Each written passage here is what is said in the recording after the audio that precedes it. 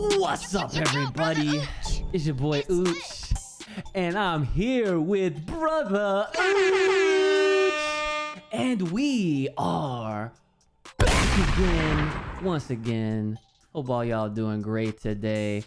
And you know, it's crazy because, wow, I haven't said that intro in a very long time. So I'm hoping for some of you listeners out there that are checking in, tuning in for the Full Power Podcast, it felt a little nostalgic. I definitely felt nostalgic just saying that.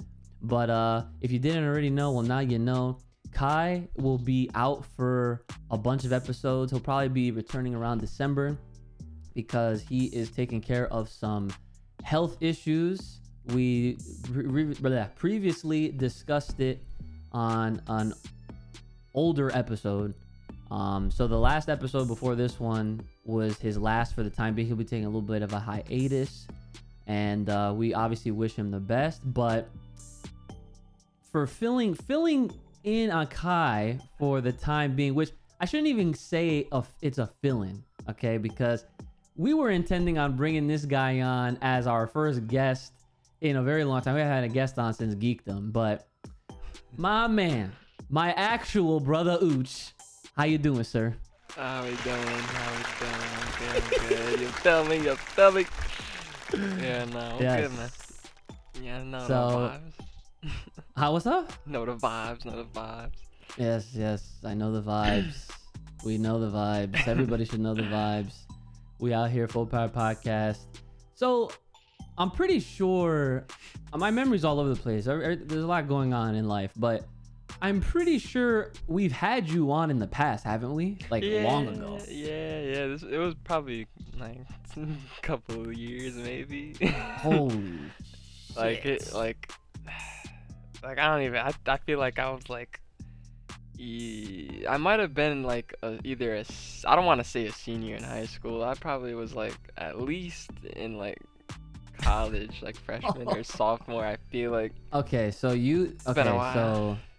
so yeah, like this was definitely back when I was over there living with you guys, and that was also when Kai was coming to the house It's probably and recording like- these Johns in person. Feels like probably like 2018, 2019 type of shit. Damn, it's been that long?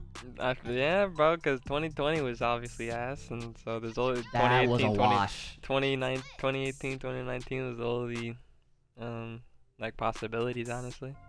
Can you believe that shit, man? Like how like 2020 and low key 2021 has just kind of just been like these forgotten, sped up years in a sense. Like it is really weird, to be honest. But Yeah. but in any case, happy to have you back, and hopefully you enjoy the vibes of the Full Power Podcast, because you already know. I mean, shit, for the people that don't know, BrothaUch here, he goes by Lethal now, but you know, I'm always and forever will be calling him BrothaUch. All right. But this guy, he's been taking a venture into producing music. For those that have not caught on, the music you're hearing right now is produced in-house by yours truly, BrothaUch himself. Okay? For those that don't pay attention to no descriptions, well, now you have more of a reason to click on the link that is in every single upload that I've had for the past however many years since this dude started making music. So check him out. He's fresh off the press, and he's making bangers. I mean, this guy, I'm sure I could hear Migos over some of these tracks that he's putting out there. So pretty awesome. It's funny because thinking back, I was like, I always wonder, I was like, yo, this guy ever gonna dive into his musical side? And boom, because pretty much everyone in our family is pretty musically oriented in some way, shape, or form, whether it's someone who played certain instrument, or you know, I mean, we all got rhythm, but you're probably the first in our family to actually take it as far as you're going, which is pretty godlike. I'm not gonna lie. New experience, I guess. I never really Yeah. like. I mean, I played music physically, but like as far as I guess the producing type of vibe, pretty much like was it for me, I guess. Yeah, that's pretty sick. It's So, interesting though. Yeah. I kind of wish so I played it's- piano more though, honestly. I mean, it's never too late. You're still hella young. Yeah, you're right. I just have to do it. Yeah, yeah. You just have to do it, just like anything else. And I'm sure if you stuck with it, you'd probably be really freaking good. Cause you know, mom plays. I used to play a lot, so it's just one of those untapped things that you have yet to discover. I'm sure. Yeah, definitely. So aside from the music, right? So clearly we're here to talk about anime, talk about some Dragon Ball. I know that you obviously don't read the manga because I'm basically your source for a lot of these things anyway, for all that information and whatnot. But the great part about all of that is that even when I update you, you still bring amazing discussion points that I wish you were on the podcast regularly with Kai and myself to talk about this, John, in real time. So we just had another chapter come out about a week ago from obviously when we were recording this. And we got some more insights as to some of the happenings that took place between BrothaUch and, you know, Granola and his mama and a bunch of other people. So pretty much what ended up happening, just to kind of quickly catch you up to speed, is Granola, the guy that I've been telling you about, he's a cerulean, he's got like a sniper kind of ability, like that's his whole gimmick. He wished himself to be the strongest in the universe at the cost of like half his life, so he's on some Death Note type shit. And now, after going back and forth with Vegeta and Goku, it's kind of at a standstill because the Namekian, which, damn, I always forget his name when I absolutely need to know it.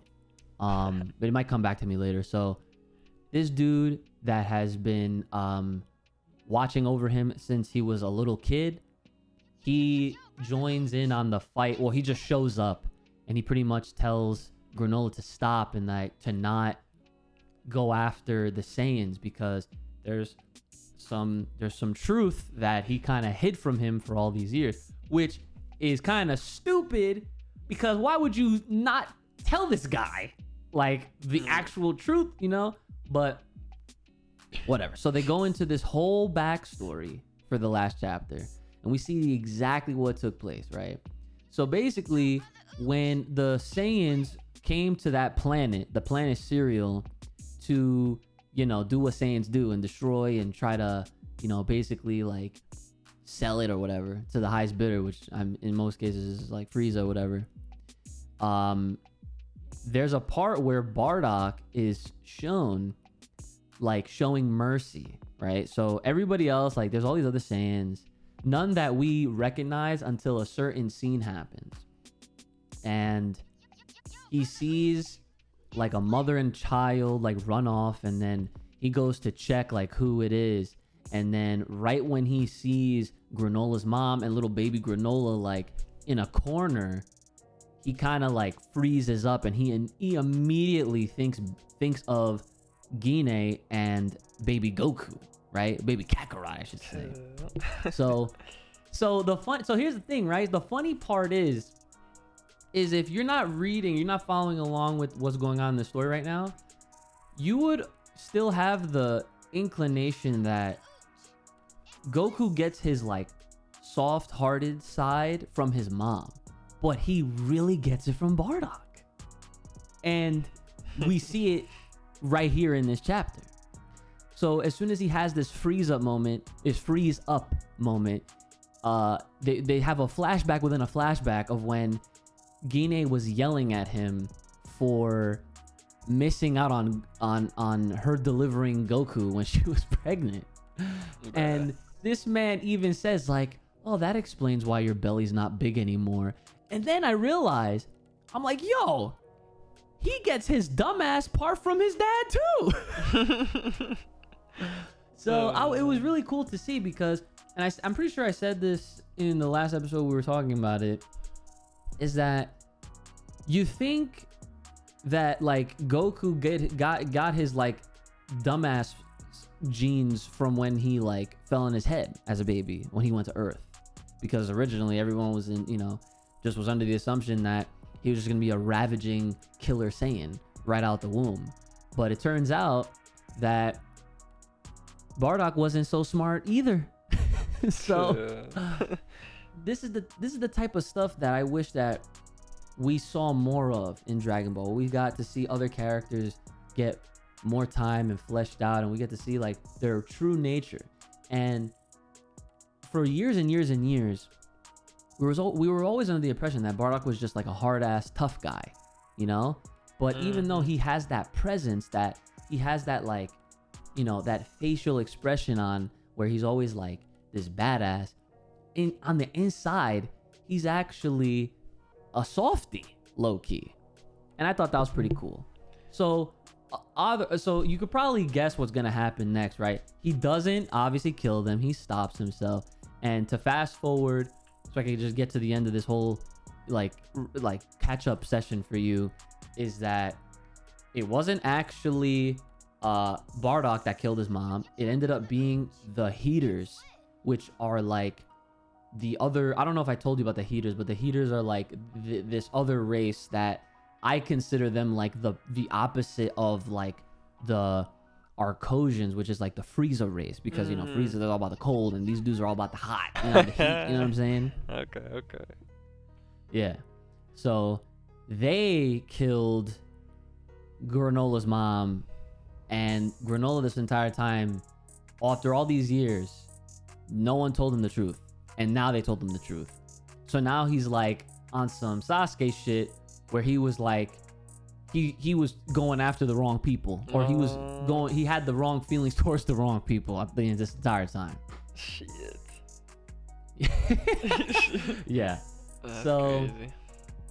Yeah, so now the other thing, that the last thing that they kind of showed was that there is a character within the Heaters that kind of reminds me of Kid Buu a little bit. He's like short, and he just has that look to him. And they've been hyping this guy up a lot of times whenever they were about to have some kind of fight, and they always held him back. And I'm like, okay, I feel like this dude's gonna be like the real fight later on in this arc at some point.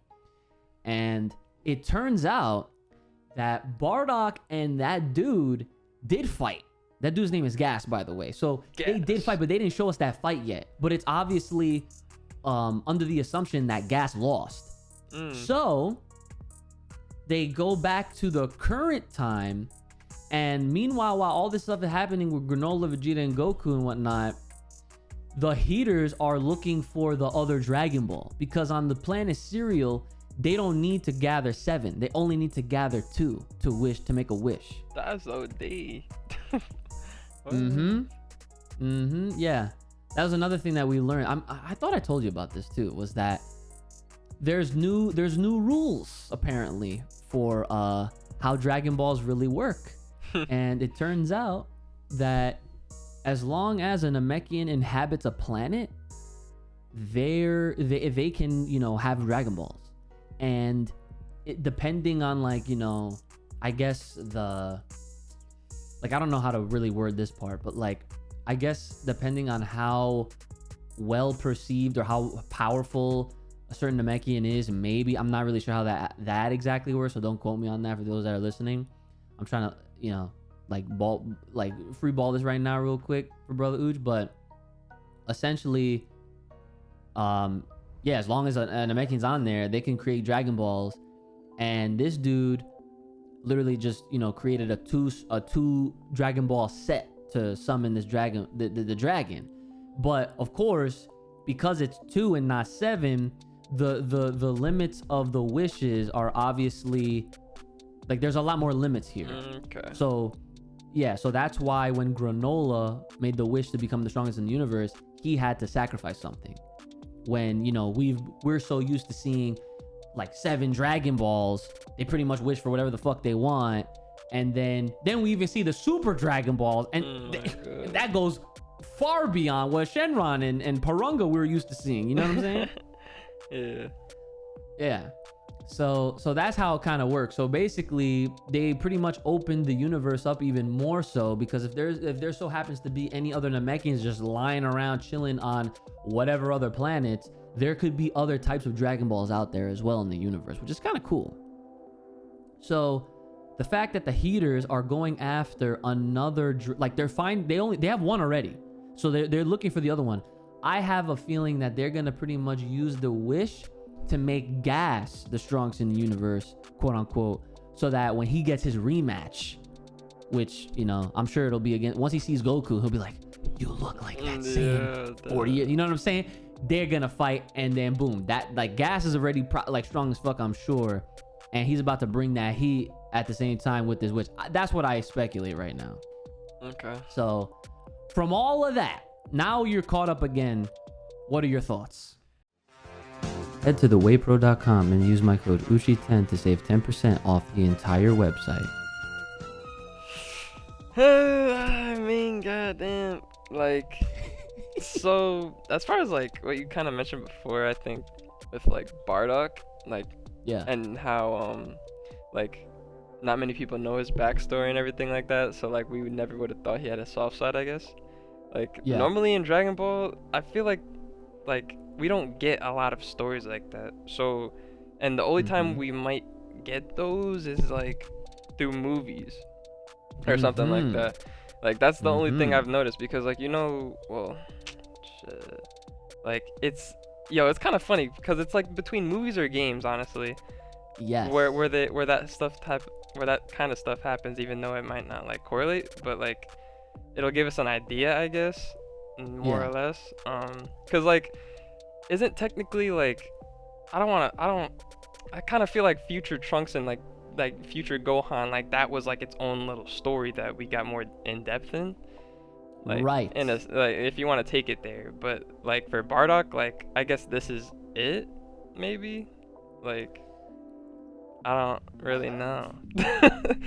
But you're right though, because see, like, this is how you know you're educated, all right? Because you brought up Trunks, okay? Yes. And the funny thing is that Trunks and BrothaUch are the only two characters that have really been given like form of like backstory. Yes, exactly. Because we don't get a lot of people that get backstory. Because Dragon Ball isn't really like, I guess, meant for that. Like, Dragon Ball seems pretty straightforward. It's like one of those animes, and we don't have a lot of animes like that, honestly. There's always backstory for some type of character, especially if they're a main character.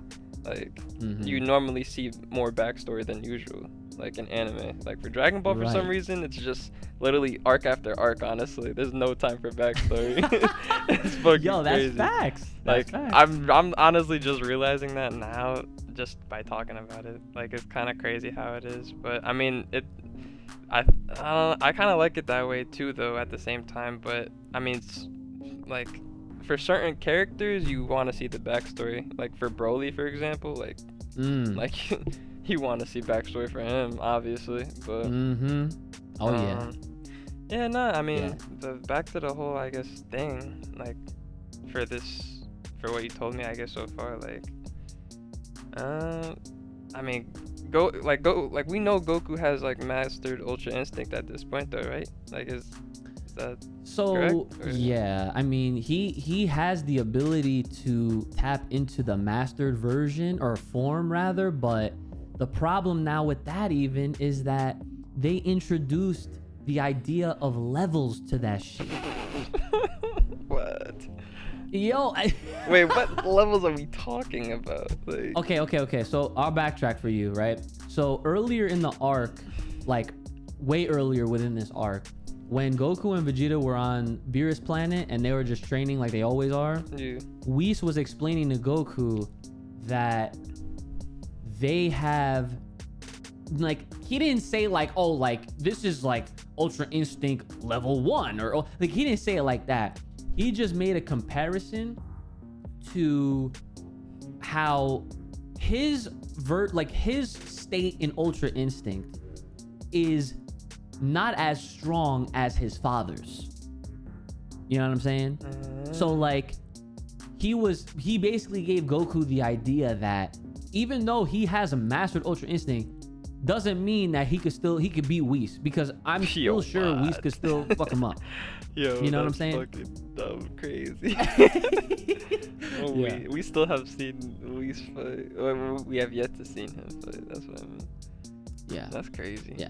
So that's kind of the whole thing with Ultra Instinct now, which is, I mean, I'm sure at some point way early on I made this prediction as well, because I've said this again, like I feel like they introduced this type of form way too soon if they were gonna continue to build more on the story of the overall Dragon Ball storyline, because like this Ultra Instinct is supposed to be this be all end all, like nothing can be stronger than this, like this is the god form. That's what you would think, I guess. Yeah, right. And they look at when they introduced it, okay, and even when they introduced it, it still wasn't like perfect, because like Jiren was still able to throw hands, and Goku couldn't even didn't fully master it, even though people was calling it mastered Ultra Instinct. Yeah, it was just regular Ultra Instinct with the blue aura, but the mastered one is when he has the white hair. Yeah, but he that's what I'm saying, like in the tournament of power he used it, but look, remember what happened? His body couldn't maintain it. Yeah. It's like, yo, that shit fucking always happens in Dragon Ball. These motherfuckers, they always get something new, and then it's like, oh, my body can't fucking handle it right now. Like, there's always like a nerf immediately. Like, it's like a muscle. It's like they have to keep using, which I guess that makes sense, but it's just like, it's annoying no matter what. Yeah, that is very agreeable. It seems like with this leveling system, it's like they're treating it like a Kaioken or just like a regular Super Saiyan based system. Oh my god. Yup. Because you've seen that, bro? Like, bro, Kaioken. You're telling me? Listen, I've been saying that shit too. Yeah, I mean that's like the first train of thought, honestly, because like you would think it's just Master Ultra Instinct and there's nothing else, but I mean if you're telling me that there's levels to this shit now, that it's literally gonna be like another Kaioken or fucking just a regular Super Saiyan system, like Super Saiyan 1, Super Saiyan 2, Super Saiyan 3.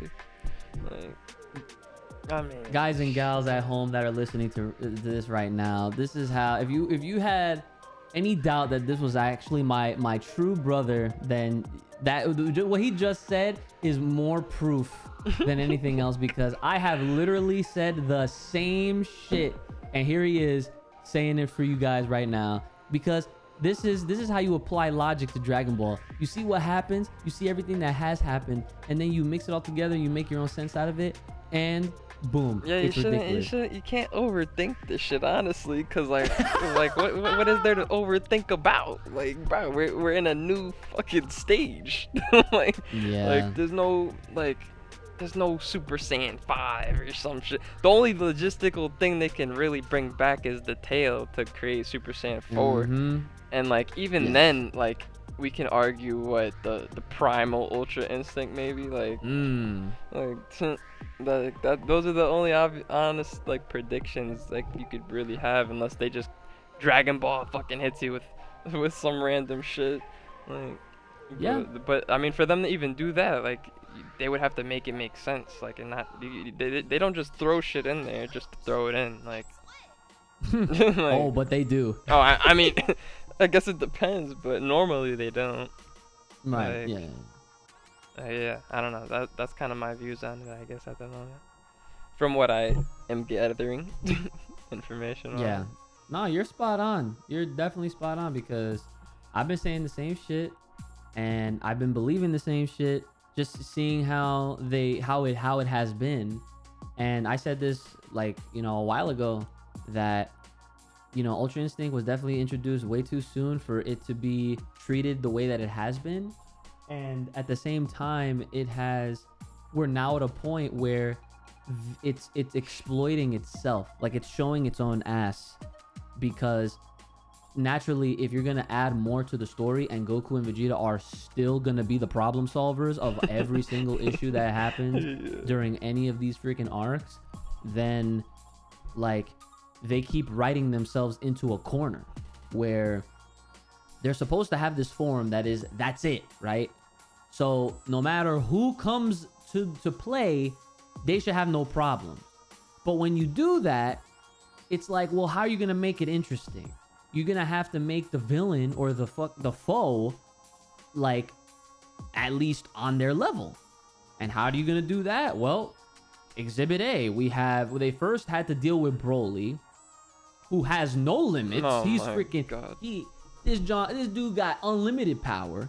They had to actually come together and fuse to just throw hands and match this guy, okay?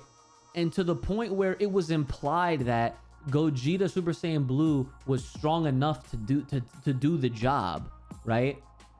But even then, Broly is still Broly. So like he has unlimited potential. He could be the strongest character in the history of history in Dragon Ball, period, just because of how he's written.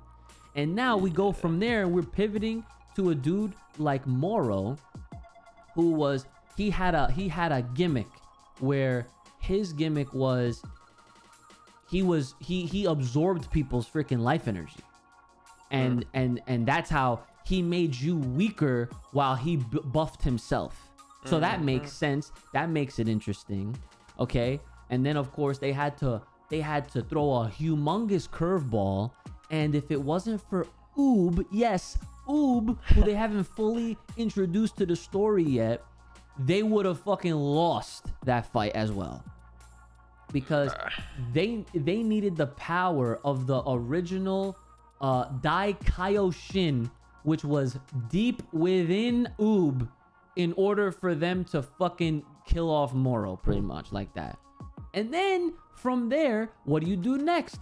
Well, you bring upon the strongest in the universe type shit, and that's how we have Granola and whatever might come after that. Which I'm pretty sure this theme of the strongest in the universe is either gonna be one of the heaters that's gonna end up being like the true bad guy for this arc that they're gonna have to fight off, right? And then after that, what the fuck are you gonna do? You know, like they're gonna keep using Vegeta and Goku. This is the part of the story where they need to let them like be not seen for the longest time, or at least play a coaching role or a mentor role, so that way the other characters that are Saiyans or are not Saiyans can get some shine.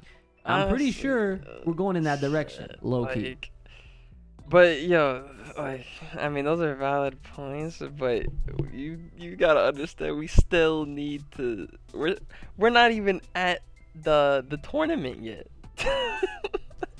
We're not, but guess what? After this arc is done, it's pretty heavily implied that it's gonna go straight to the movie that's coming next year. To the movie, and then what? To the tournament, you think?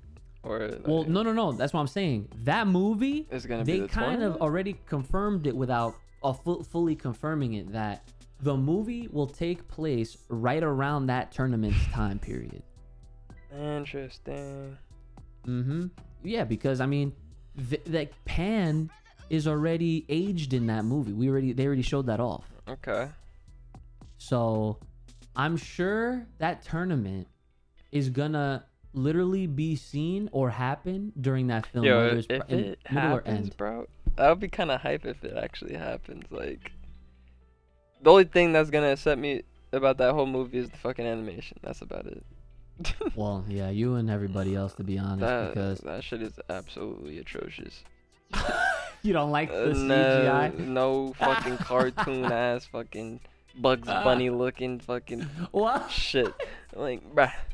It does not look like a fucking Looney Tune. What are you talking Looney about? Tunes, man. I don't know, bro. Yeah. That shit is That's like, they should just stick with the system, bro. Stop fucking around. Like, you know what though?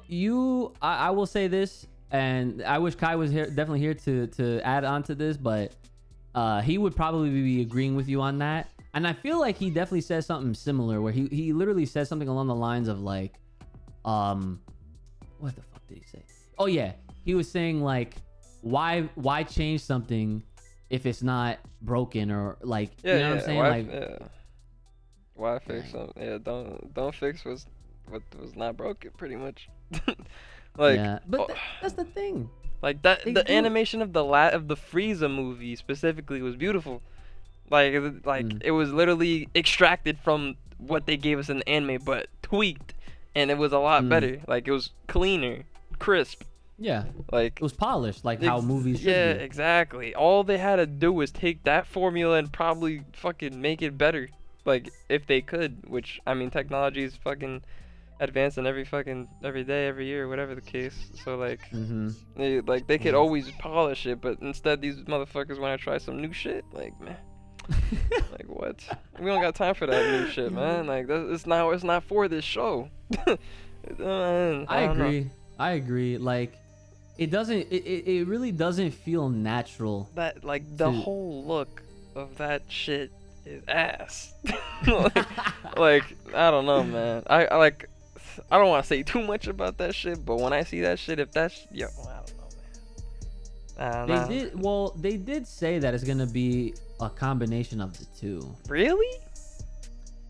Yeah. I didn't see nothing. Yeah. I mean that's the thing. Like, they only have but like 2 teaser trailers. But like, how can you mix animation like film? They do it all the time. Like, but we don't really we see the one. I mean, I don't clearly remember them like having 2 types of animations in one like type of film, I guess, honestly, or even a show. Like, it's basic. So what it is okay. At least with movies, right? With the anime films, what'll happen, and I'm sure, like, I could point it out. I'll give you a scene right now, and you'll remember. In the Broly film, the last one, the part where they broke dimensions, and they were fighting in like some kind of like, you remember that shit? Yeah, a little bit. Right. So that part, that was actually CGI. Really? Yes. So that's the thing, right? Even if they have a primary animation style, there are certain times throughout the films that incorporate CGI. However, it's during most of those scenes, it's not very noticeable enough where it will look like it infringes on the rest of the film. Okay. You see, that's a little more acceptable, I guess. but I don't know, man. I'm gonna just wait until this shit comes out and judge it after.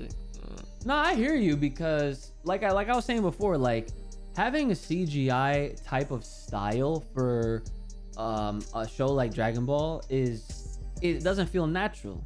It feels like we're watching a video game cutscene. Exactly. I've made that comment before too. And like, even when they changed the animation style from how it looked from Dragon Ball Super anime to the Broly movie, what they at least kept it still looking like it was the manga style, which people loved. Apps actually, like, they loved that shit, and I didn't mind it. It didn't bother you, did it? What exactly? How it was animated for the Broly movie. Oh yeah, no, that shit was nice.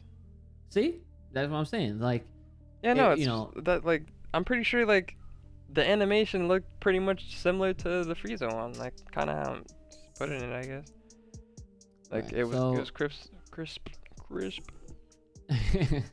But yeah, I mean, this new one's looking like a video game, so like niggas is gonna be trolling and bringing controllers to the theater and shit, bruh. Oh my god! Even it brings their fucking that shit would actually be hilarious if someone actually did that and made like a meme out of it or something. Yeah, bro, you can see that coming a mile away, bro. But yeah, I mean, what were you gonna say? And that's all I gotta say about the animation, though. Okay. Yeah, I mean, we're gonna have to wait and see, obviously, when that movie comes around. A lot of people, well, I've said this with Kai before in previous episodes, like, every time it's mentioned or talked about, we look forward to it less and less, because we realize that based on the things that we are shown, so far, this movie does not seem like it's gonna hit hard at all. Mm-hmm. This movie feels like it's gonna be on some transitional shit to whatever the next big thing is, and that will probably be what is whack about it. But that's the thing. If it was like, we don't really know too much, but from the deductions and what they have shown is that we saw a lot of Pan and we saw a lot of the Red Ribbon Army. So when you think Red Ribbon Army, immediately you're probably gonna think, oh, that's on some old ass Dragon Ball type shit. So mixing something that old with what's going on right now, you're not gonna get excited because it's just like, what the fuck are they gonna do now? You know, like, yeah, bro, like, I don't know, like, cause like you kind of said before, like, with the strongest in the universe type shit, like, right? I don't know, like Dragon Ball always has and always makes like the next powerfulest villain or whatever the case may be to match Goku and Vegeta, but like I honestly can't see them like going away from like Goku and Vegeta. Like the only like cause I really don't know honestly. Like I feel like the only possible way for them to kind of like venture off from those two is to focus on an entirely new planet. Like with new characters or something like that. That's the only thing I can kind of see. Like, but then like we won't really see what universe. It's Universe 7, right? Yes. Yeah. We won't. Then like that's an entire different Dragon Ball story at that point, because like. That's kind of how I see it. Like if they're gonna utilize Goku and Vegeta as the two strongest like warriors or whatever in the entire universe, then like they can use them as a pedestal, I guess, and then venture off to a whole new planet and make a new story off of what we know, and then those characters are gonna obviously have their own abilities or whatever the case may be, but we don't know if they will ever surpass Goku and Vegeta. But and like, I don't know. I think when it comes to this conversation, right, I just realized something off of what you're talking about, and I think what brings a lot of the issues to the forefront of Dragon Ball is how to scale, like how big it is, right? Because when you think about Dragon Ball as a whole, it started as being a very humble, literally down to earth, sectionalized kind of story where it was, you only knew about little Goku on his quest to find the Dragon Balls and all of the surrounding characters, where at the time they posed as threats or whatever the case was. Because there was no power-ups and there was no crazy intergalactic fucking problems. Right? And as the story progresses, not only did the villains and the threats become more vicious and more threatening, but so did the power scaling and the power-ups and the abilities, and you know, more things to the overall story started getting added to the pot. And with the focus of how it's primarily the Goku family and Vegeta's family, because it's like the Saiyans are like the main characters, despite having guys like Yamcha and Krillin and Tien and Piccolo. You know, like it's always centered around a Saiyan at some point, because when it was Goku for the longest time, then Baby Gohan came around, then it was Goku and Gohan, then it was back to Goku, then Trunks comes in, then okay, Trunks had his shine, he got a little backstory too at the same time, then it started to focus a little bit more on Vegeta, while also keeping a focus on Goku and Gohan. And then it was Gohan, and then go after 7 years it was Gohan, but then it became the Gohan, Goten, and Trunks show until Goku and Vegeta. You know what I'm saying? Like it's rinse repeat. Not really rinse repeat, but it's a recycled Saiyan story. Yeah, nah, bro. And You're making very valid points, especially because right at this point in time, it's literally a focus on Goku and Vegeta. But like, I don't ever see like Goten, fucking little Trunks and fucking Gohan stepping up to the plate. Those motherfuckers are chalked. They're not going. He said they're chalked. They're chalked. They're done. Like, well, hold on, wait. But the whole point I'm bringing that up is that the story has had to be written in a way that they've had to expand the world of Dragon Ball to like almost a multiverse. Yes, because sir. It's not even just within this universe anymore. It's not just within beings from other planets or other world or dead characters, you know? It's now characters from a whole other universe entirely that they've had to open up to and intertwine with for it to stay interesting for the main characters. You know what's crazy? And that's part of the problem with Dragon Ball, is that with doing all of that, they never at any point really, you know, if you think about it, it didn't really make sense based on how they were writing it to give anyone else attention, because anytime that they did, even if it was for a moment, they got washed. Just like you said, they're chalked. They don't stand a fucking chance. And, like you remember back in Dragon Ball Z when they were struggling against Majin Buu. Yep. And they had Gotenks in the motherfucking hyperbolic time chamber. This dude whipped out Super Saiyan 3 and the portal. They were able to escape after the shit was closed. They escaped and they was fighting this dude, and after a while it came down to having Gohan. They had to send Gohan in there. But before Goku could even come back, Tien showed up. And when Tien showed up as a kid, when I was watching that shit on TV, I was hype, because I was like, oh yeah, Tien's about to have some new shit. Because in my mind as a kid, anytime a character that we've seen that we haven't seen in a while comes back to the show, they get stronger. They should be stronger. Not at all with this fucking story. Tien got fucking washed, bro. Yeah, nah, bro. Like, and the crazy part is, but I mean, this is just Dragon Ball milking the shit, obviously.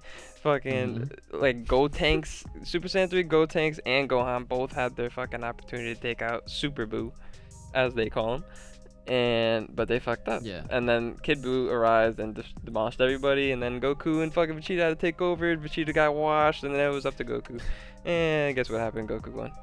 So like, so I mean, it's a cycle, yeah. But at this point, at this stage, like Goku and Vegeta are the only like logical ones that you're gonna go to and lean on, because none of these other niggas is fucking ready to step up. Like that's why I say they're chalked. Like their power level is incompetent, like to what we're already used to. So like, yeah, like I don't know how they're gonna manage the power scaling and how any of these youngins are gonna be able to compete or like eventually arise to Goku and Vegeta's power level. Because I mean, technically, like if you wanna, like, because the newer generations are supposed to become stronger than the current gen, you would think, right? Exactly. So like, when is that, and when like is that ever gonna happen, essentially? And I don't see fucking Pam over there, or Pan, yeah, whatever, doing that shit, honestly. Like, I don't know. It surprised me, Dragon Ball. Like, like I don't know, bro. That's what it comes down to. Like, you're absolutely 100% right. Like, and like, yeah, like, because Gohan over here had his opportunity to take the fucking throne. That nigga fucked up hard. But I'm always gonna say that shit too. I don't give a fuck about them Gohan ass haters. Or no, the lovers, not the haters. I'm the Gohan hater over here. But. Well, no, the problem with the Gohan super lover fans is that they don't know what they're saying anymore, because a lot of them will just say the first thing is Gohan needs to be redeemed. But how do you redeem a character that never wanted to be like his dad in that kind of a way? Like they are mentally writing the character how they vision the character. The real problem is that every single one of these people are remembering Gohan for his Cell moment. Okay? Yes. They want Gohan to be that. Yes. And then some. That's the but see, and that's the problem. Everybody and their mothers that will think back to that shit, they look at that as, Gohan needs to be redeemed, and they will automatically go back to think on that shit. But guess what? You go back, you reread it, you rewatch it. This man Gohan was internally struggling with himself because he is about that peace and love. You know, he don't like to fight. He wasn't like his dad. But it just so happened that, with how generational shit works, the new blood is always meant to surpass the previous. You understand, and I'm not sure if anyone has ever thought of this or really realized this shit, but like if you look at future Gohan, he is what we want in the Gohan that is in what we're watching. Like No, you don't. The future Gohan? Dude, why would you? Do you realize this dude got killed free by the androids? You don't want that Gohan. No, I'm not saying like you want that Gohan, but you want his mentality for this Gohan, because his mentality but was the times were, his mentality but the times was different for them. They had no choice. Everybody was dead. Well, I don't know. Like that shit can happen anytime, bro. Like what they want, bro. Like nah, man. But no, I hear I get what you're saying though. You want to have that infused mentality of they actually need to have their shit together and step up because they need to fight off of these threats right now. Yes. Like yeah. And that's the fucking problem. Like you can't wait last minute. Like bruh. Like that's really the point I'm kind of getting at. Like that you could argue essentially because future Gohan, he wasn't as strong as the teen Gohan we all know in the Cell saga. But if he ever got to that point and had that and stuck with that mentality and shit like that, then that's the Gohan I would want, because that nigga would be training every fucking day, like getting right. Yeah, but if you really think about it though, right? Like, yeah, his mentality was there because it was forced. Because sometimes you have to adapt and change depending on your situation. Yeah. Okay. Yeah. Because a character can stay the way that they are based on what happens around them. Okay. Because Gohan as a kid, as a young, not even teen, because he was 11 technically, right? People call him Teen Gohan because it's easy to roll off the tongue, but Gohan was like fucking 11 years old when all this Cell shit was happening. Okay. So when you think back to that, Gohan was sheltered. He had his dad, right? And that's all he needs. He had his dad. Goku was the strongest on that planet for that time. You know what I'm saying? Like, whenever they ran into problems, who was solved? Goku. Literally. So that's why he could, worry more about making sure Chi-Chi was happy, do all his fucking homework, and be home on time, play with motherfucking Icarus. You know what I'm saying? Like, those are the things that, as a kid, those are the things that they should be worrying about. But look at Goten. What? That nigga's a slacker. Goten is the opposite of Gohan. That man does not do homework. He actually likes to train, but they never gave him the opportunity to. I mean, he did get Super Saiyan mad early at a younger age than Gohan. So he had the potential, but they kind of scared away from Goten like hard.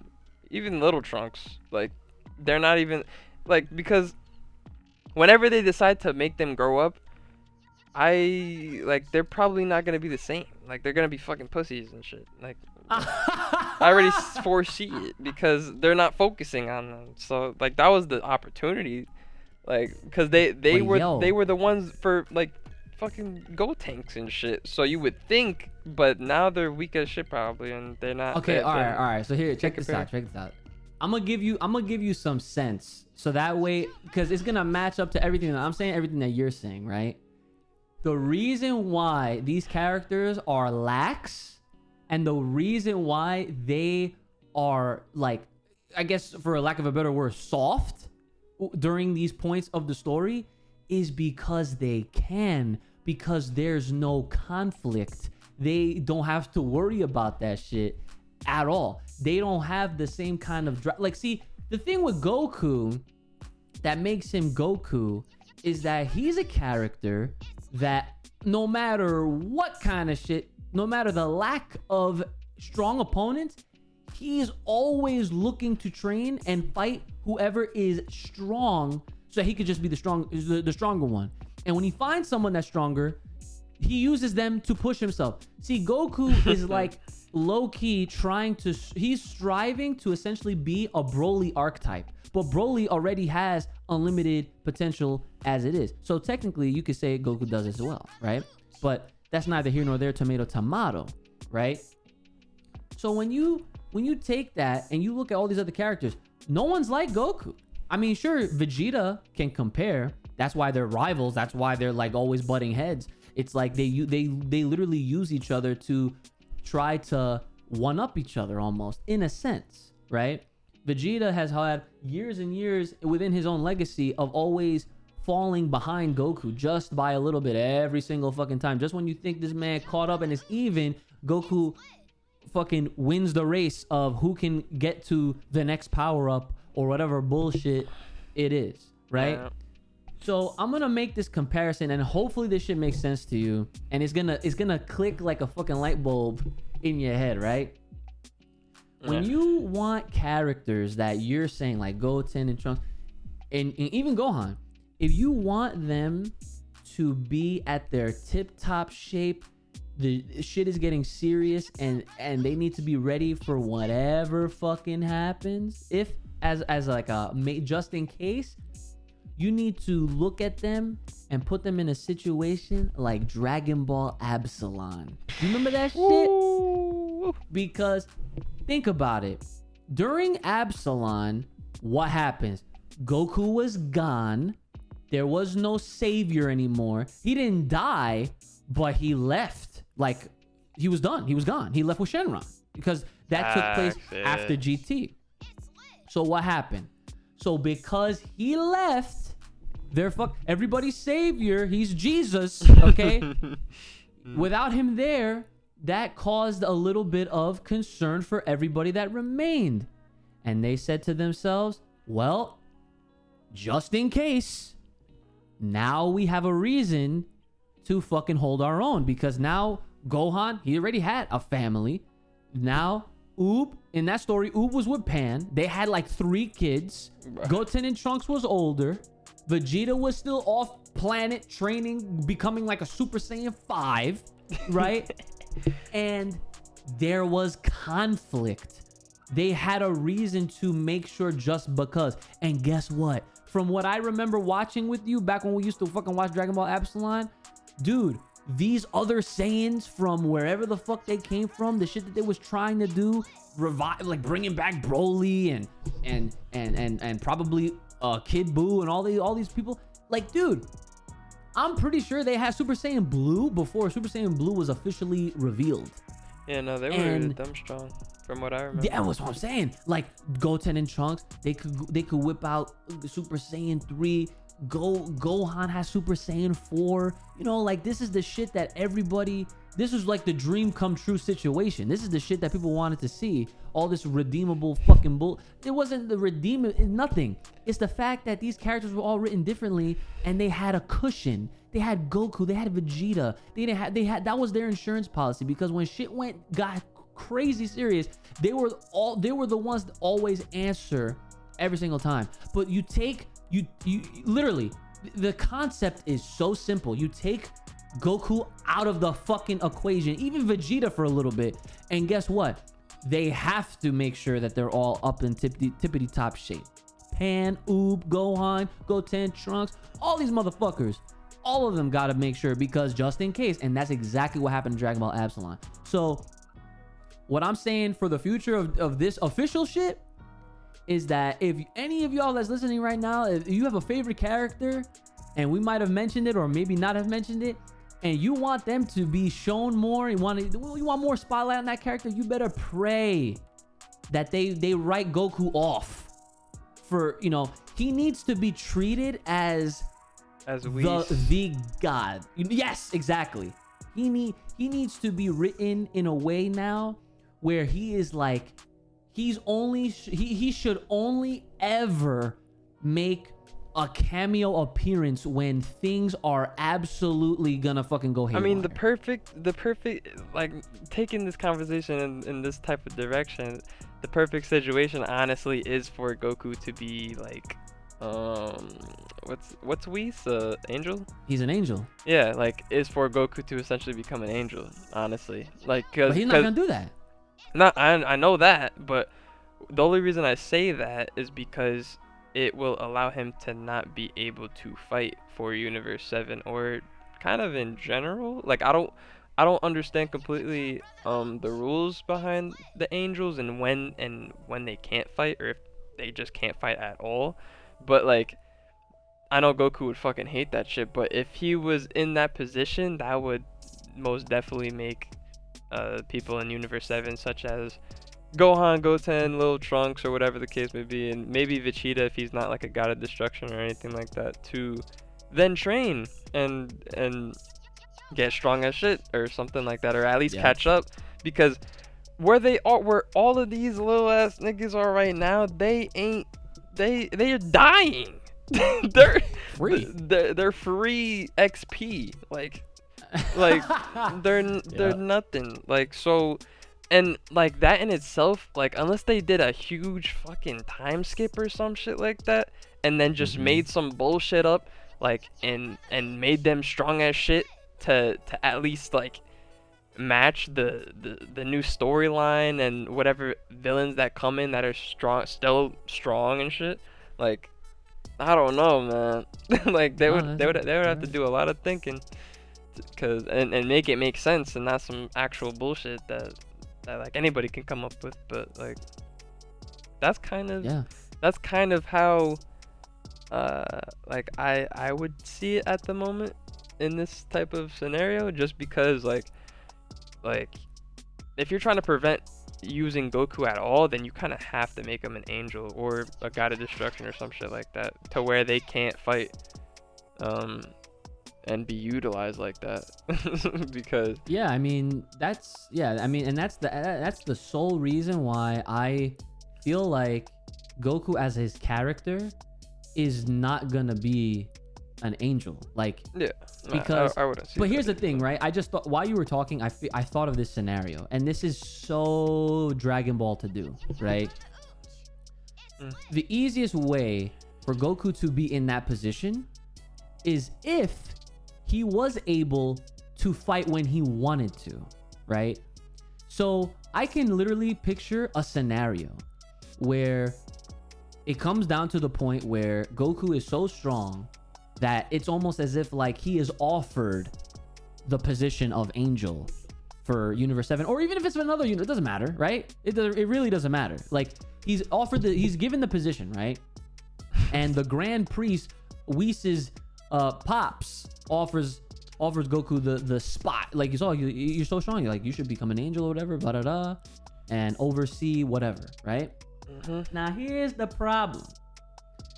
The ruling is that the angels are not supposed to directly get involved, despite what the fuck Whis has done. Because let's not forget, this dude turned back time to fix the fucking part where Frieza actually beat them in the Resurrection F movie.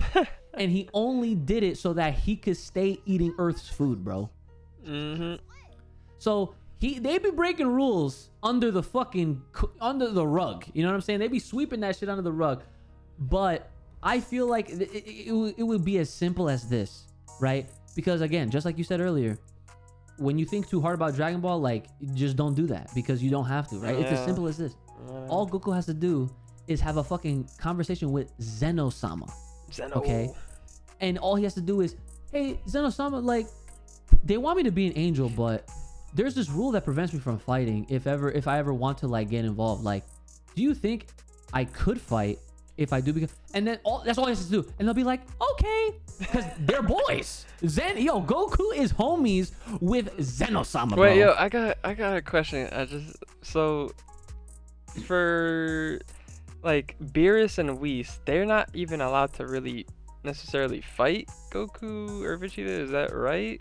While they're training them, or like how's that situation? I kind of forget. Well, that is weird because like they're obviously able to train them. I guess there's a loophole there where the only type of action that they're able to, have is if they're like training them. But like when you think about it like that, I get why you're asking me that question, because technically they're almost like making sure that they are up to par with whatever threats that they might encounter. Like they're literally teaching them shit that only like the gods know. Yeah, exactly.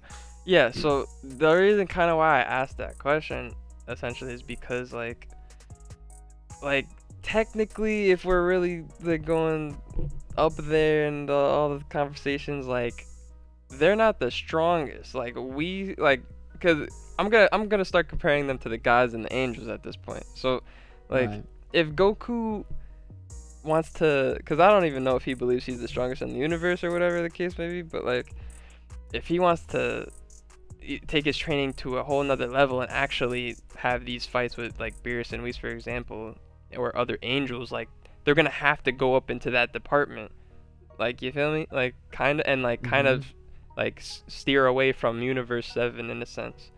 So like like kind of what we're pointing out, like could all eventually kind of happen, but the whole question arises of whether, like, if Goku were to actually obtain that angel or whatever type of role up there, so he could do that and kind of linger around Universe 7, but like he would be under like restriction or some shit on when he could possibly fight or something like that for Universe 7 essentially. Like, I don't know, it would, like, however they would make rules for that shit is gonna be interesting if it ever comes down to it. But like, yeah, that's literally, I feel like, the only type of way they can steer away from Vegeta and Goku and let somebody else kind of take the role. But them doing that, I expect the time skip, honestly, because like that, like, I would just feel like it's straight ass filler. Just because like we're watching these weak ass niggas and we're not gonna see Super Saiyan Blue or fucking Ultra Instinct anymore, right? So like what's the point of just fucking like starting from wherever they are to then see them, I guess, grow in this point? Unless the only way I probably wouldn't mind, I guess, like somewhat of a restart in a sense, is if we get completely new characters that take Goku's role as like Universe 7's fucking new strongest person or some shit like that, maybe. But like even that is gonna take some time to develop. Like, also Oob, like, I guess you could say that, yeah. But Oob's gonna need a partner, so like who the fuck's that? Guess what? Goku can literally be his mentor, bro. Just like how it ended in Dragon Ball Z. Yeah, you're right. Yeah, good. But then again, Goku's always gonna be there to fight that strongest villain, especially I don't know. Like that, and that's the thing, right? There needs to be a part where Goku is gonna have so this kind of like growing up phase where it's like he cannot hog and be the guy to take out all of their problems. Like if he wants people to grow to his level and beyond, to ensure that everybody will be safe without him if anything was to happen. Not to say like, like if he dies or some shit, like he needs to come to that maturity level, because this dude's like in his 40s, legit, like he's in his 40s, still be acting like a kid when it comes to fighting and getting stronger. He needs to have that realization where I should probably make sure like everyone else is kind of, able to take care of themselves in case anything does happen to me. You see, the reason why that doesn't happen is because there are things such as the Dragon Balls that can revive this fucking guy. So like. Yeah, but I mean, that's the Dragon Balls are just they're always gonna be there for any which reason. Yeah. I mean. So. That's what needs to happen. Is Goku needs to have that realization, so that way there's plenty of room for up and coming characters, whether it's Goten, whether it's Trunks, whether it's Pan, Oob, anyone from Earth or elsewhere inhabiting Universe 7 entirely. Because I mean, look, like even if Goku's gone, like he still has plenty of work to do. Like he could train Oob while also training Broly, which we pretty much already know is happening. Holy shit. Yeah, nah, man. Like, it's basically gonna take Goku's mentality to kind of shift, but I mean, that would be one crazy fucking shift. Yeah, like it's okay to have characters mature and grow in ways that, you know, like make it really feel like their characters are growing outside of just in strength, you know? Yeah. You know, I mean, shit, like if you think about it, like Vegeta has always been about trying to train Trunks and make sure he's like hella strong on his tip top shape stuff. I mean, he was like that at least in Dragon Ball Z. But yes. Ever since Super came back, they've been so occupied with everything that's been happening within these fucking 10 years. He's been neglecting the fuck out of him. Oh yeah, like dude, like the last time I remember seeing Vegeta and Trunks in the same shot was when they had that filler episode early in Dragon Ball Super where they went to like the fucking carnival or some shit.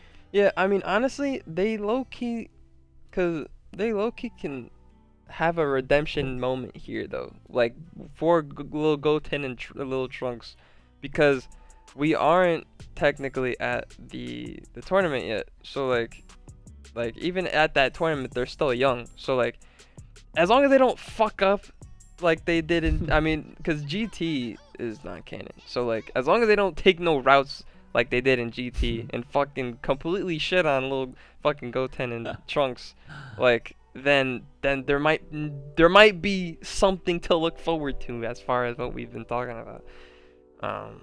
Yeah, they obviously need to really incorporate all these other characters going forward, like from that tournament onward. Like it needs to really come down to Pan, Oob, Goten, and Trunks, and then any other new characters that they might introduce later on. Like absolutely needs to be about them and them alone. Cause cause like when you mentioned Dragon Ball Z, like for that tournament, like you said, like Vegeta was like hardcore training Trunks to become strong and shit.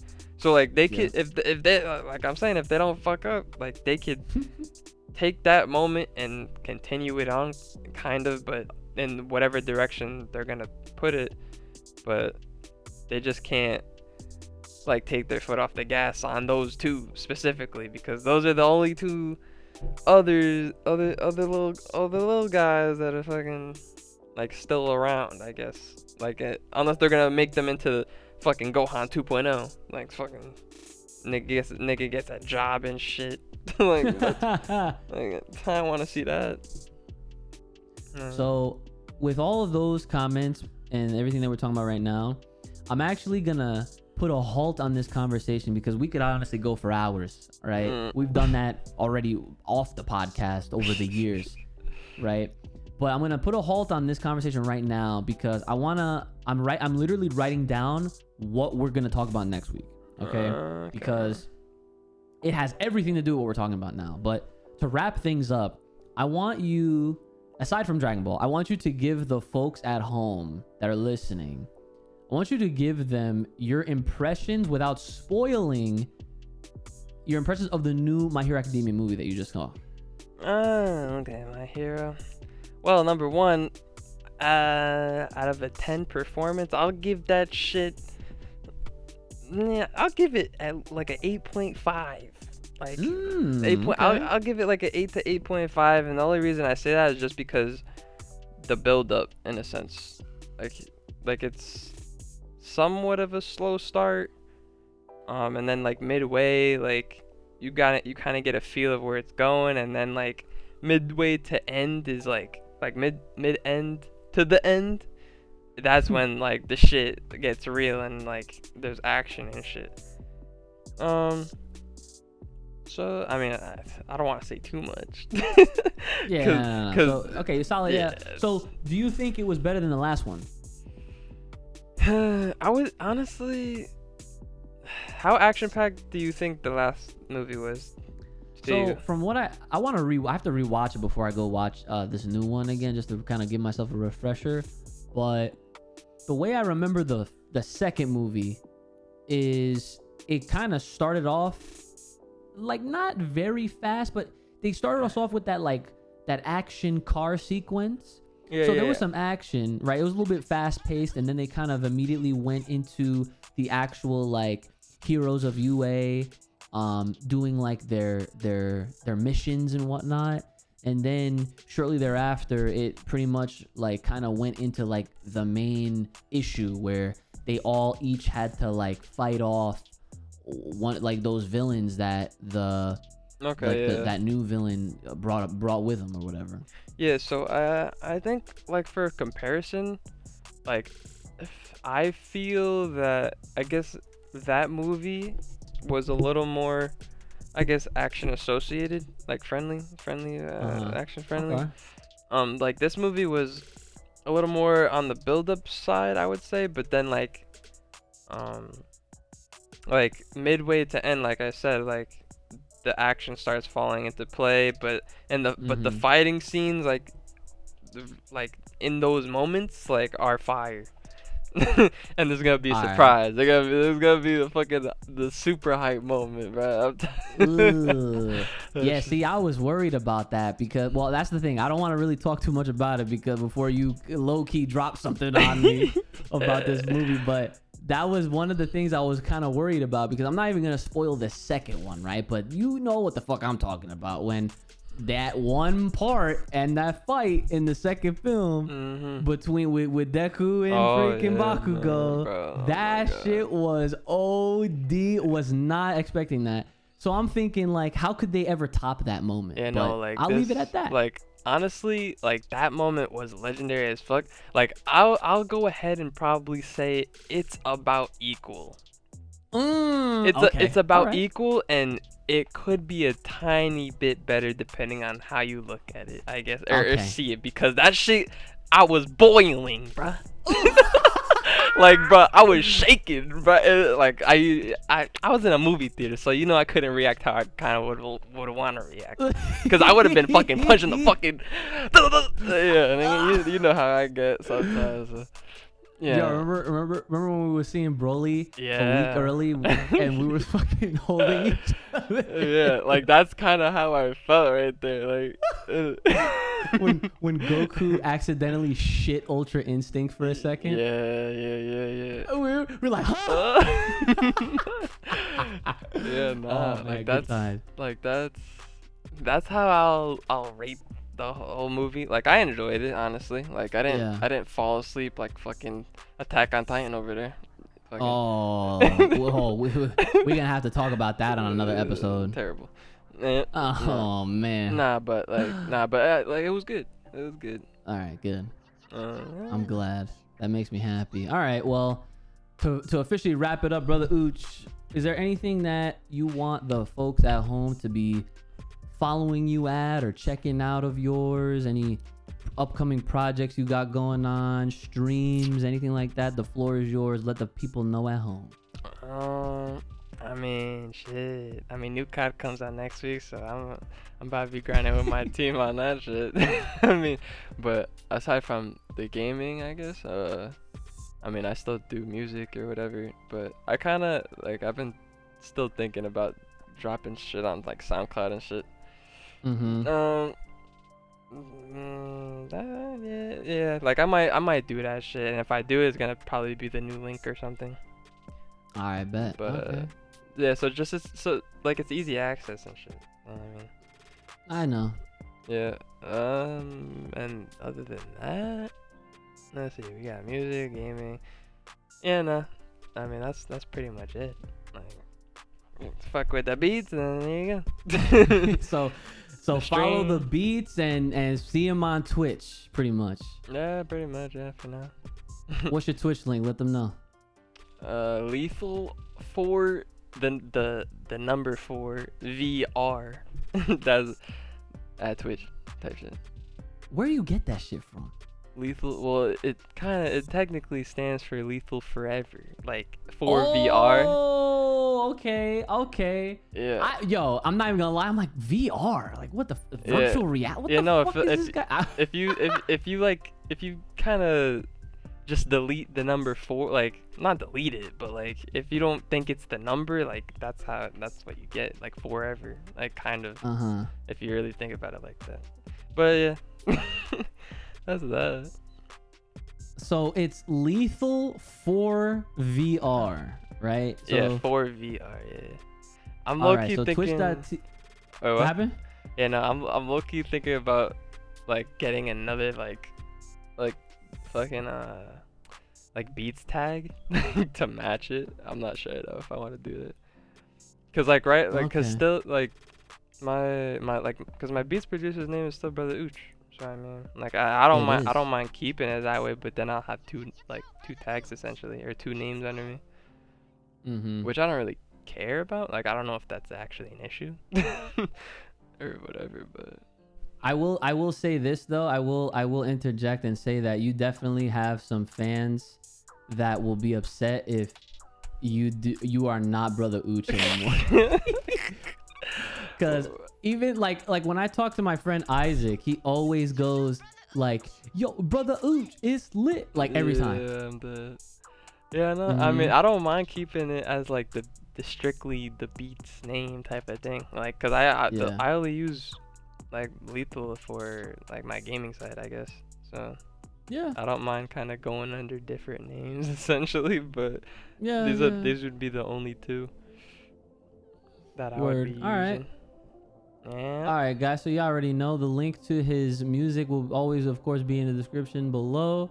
And if you're trying to check out Brother Uch on Twitch, while this dude has been godlike at Call of Duty. Let me tell you, ever since he was a little ass kid, I am his witness. Okay, twitch.tv/lethal4VR. That is LETHAL, the number 4, capital V, capital R. Yes, sir. Ladies and gentlemen, that is the episode. I hope you guys enjoyed listening to our conversations, and make sure you guys are tuning in every week for some fresh conversations of Dragon Ball and anime and anything that is full power can get out of control. It's been your boy Uch and Brother Uch signing out. We'll see y'all next week. Peace. Say it.